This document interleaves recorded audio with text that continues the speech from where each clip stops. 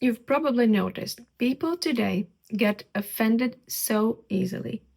One sentence, one look, one word slightly off, and boom, emotional explosion. And it's not random, because when someone can trigger you instantly, they can control you easily.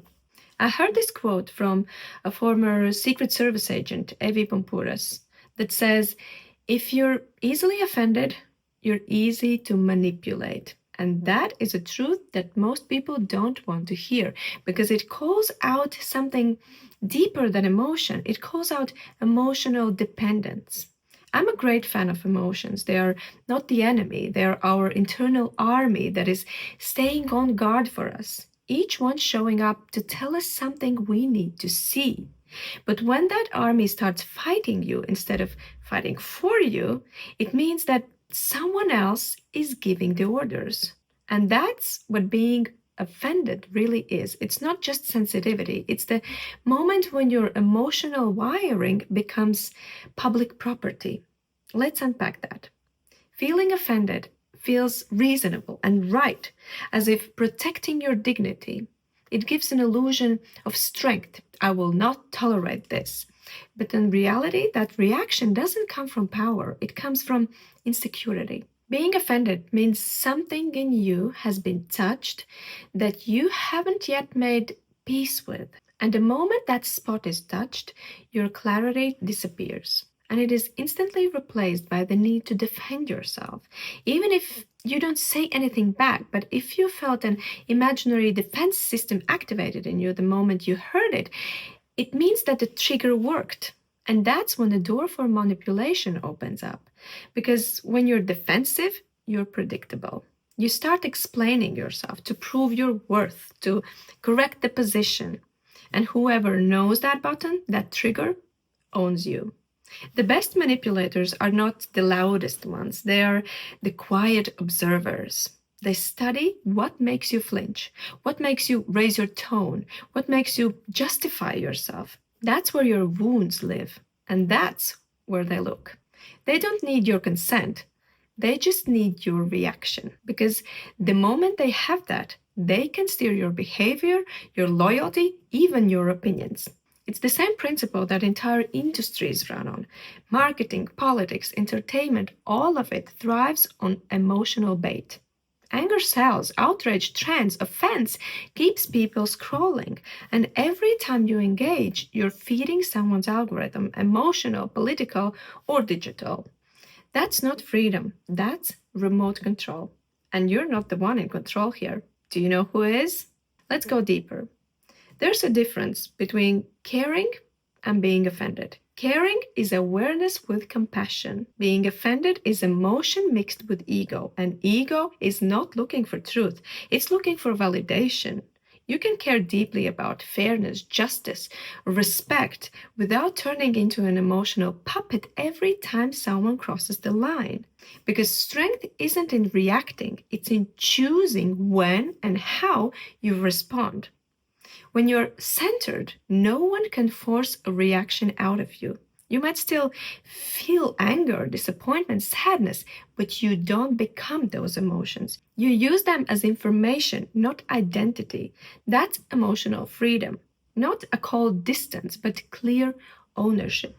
Think of the last time you got offended. Maybe someone questioned your ability, your looks, your intelligence, or whatever. What did your body do in that moment? Tension? Heat? Racing thoughts? Now look beneath that reaction. What were you actually protecting? Usually it's not about the comment itself. It's about the hidden belief of yourself that this comment touched. The part of you that still doubts your worth. And that's where manipulation hooks in.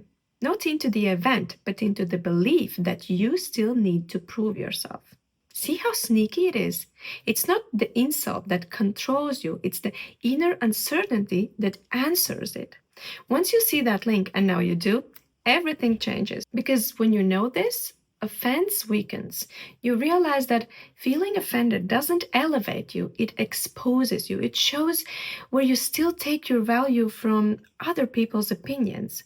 And the moment you recognize that, awareness itself begins to neutralize it. You stop taking the bait. You start to see how many messages are designed to make you react. Headlines, comment sections, debates, all engineered to make you feel personally attacked. That's a basic formula of populist parties all around the world. And I have those in my country, in Latvia also. Because if you feel attacked, you'll stay engaged. And if you stay engaged, someone profits. Either it's in power, attention, or money.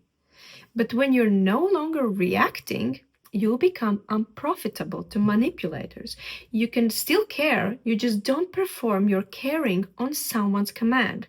You stay free, calm, and clear-headed. Imagine a life where no one could push your buttons because you've already disarmed them yourself, where disagreement doesn't threaten you, where criticism doesn't shake you, where emotion still moves through you, but it doesn't move you off center. That's emotional freedom. Because when your emotions belong to you, they become your agents again, not revealing your inner secrets. You can listen to a harsh comment, and instead of reacting, you simply observe and think to yourself, interesting, that touched something in me. Why? And in that moment of noticing, you're already free because you're no longer acting under the spell. You're seeing the mechanism. And with that, you choose how you want to respond. Here's the irony. The less offended you are, the more connected you become. Because offense builds walls, but clarity builds bridges. That's in poetic words. You stop needing to silence others to protect yourself. You stop demanding validation to feel seen. And you start to understand that no comment, no opinion can define you unless you hand it that power. That's the moment emotional independence begins, when you stop outsourcing your peace. So yes, emotions are powerful. They are the pulse of your humanity. But if you let them take over, it's easy for someone else to steer you because they see your buttons and they know where to push next time. But when you learn to recognize your emotions clearly, they become your inner compass, loyal only to you. The world will always test how calm you can be. But whether it breaks your calmness or not, that's on you. That's your choice. You don't need to fix yourself. You just need to start hearing yourself again and see the things for what they actually are.